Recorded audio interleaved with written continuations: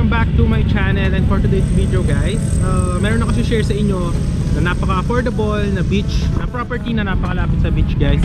Ito yung highway natin, yan. Ito is Calatagan, Batangas. And 5 minutes from here is, ano na siya, parang bayan na ng Calatagan. Nandiyan yung mga market, hospital, schools, yan. So yung ating property, at dito tayo nag-park. So accessible siya by car or by motorcycle.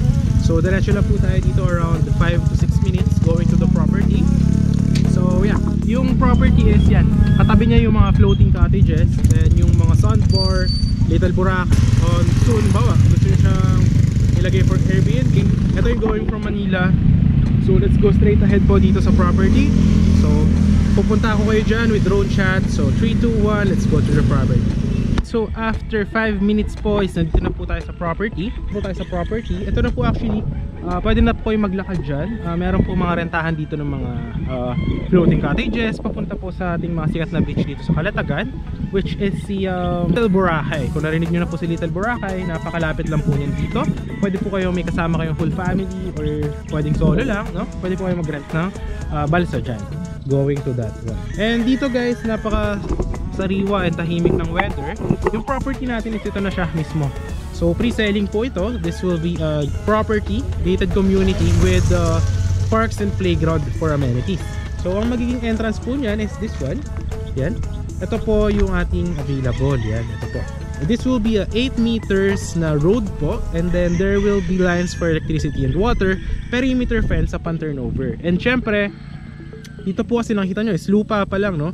So syempre para makita nyo muna and ma-appreciate nyo siya is paliparan muna natin siya ng drone shot na makikita nyo dito. In 3, 2, 1, here po yung ating drone shot.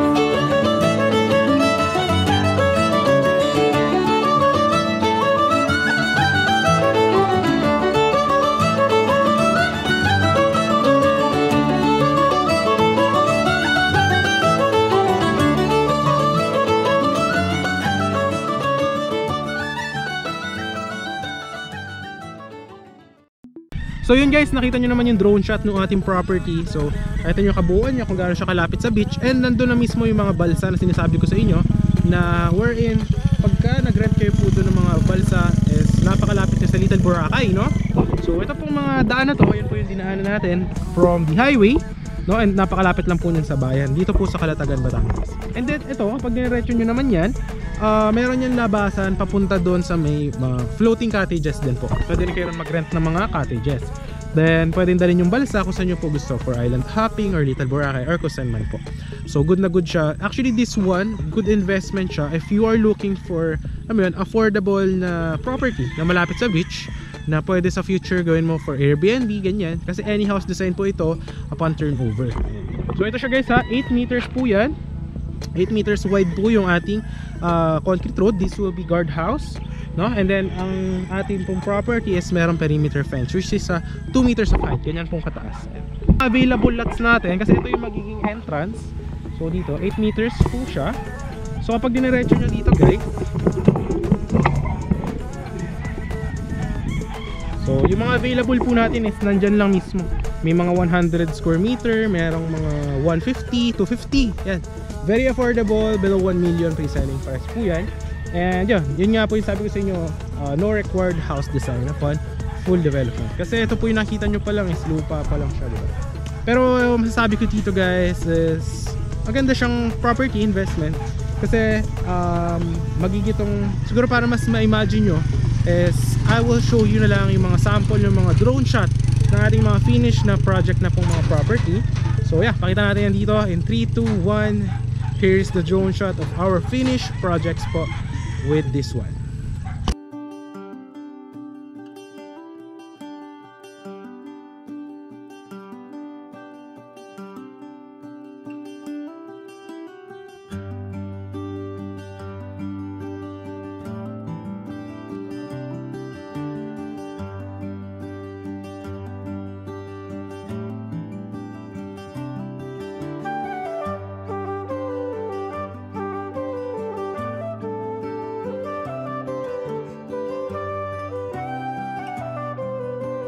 And guys, nakita nyo naman yung mga sample ng finish natin ng mga project, di ba?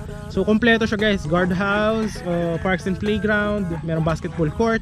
So dito is magiging ganun din po, same lamang po. And ito po is hindi siya madilim, meron po yung project ng barangay. Ayan po, meron po mga lights yung ating mga daan. And then accessible po siya, doon po ako nag-park ng kotse, andun, yan. Ayan. So ito po mismo, yan yung mga 100 square meter. May mga corner lot po dito, meron mga 250. Yan, merong mga 300 square meter din. Yan. Ang requirement is 2 valid IDs po natin. So yun lang guys, ito na po yung ating lot. Nakita nyo naman na yung drone shot.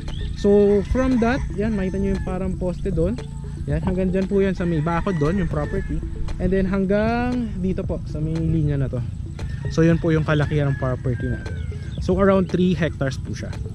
So tara, puntahan naman natin ngayon guys yung dito po sa ating property, yung sinasabi ko sa inyo ng mga rentahan ng mga balsa ng going to Little Boracay. Actually pag weekend dito guys, napupuno po. Ito, ginagawa siyang parkingan, pakita ko sa inyo para makita nyo.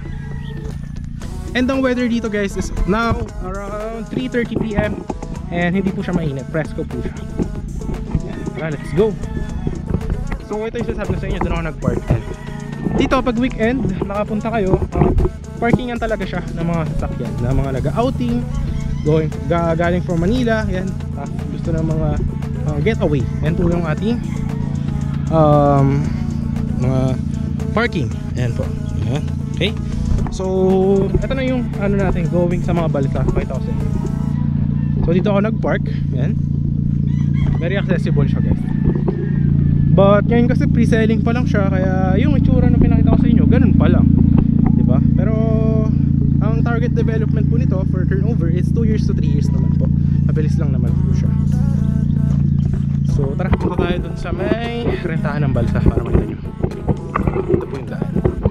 May mga CR din, ayan, may mga CR, likuan. So tara, punta tayo dun.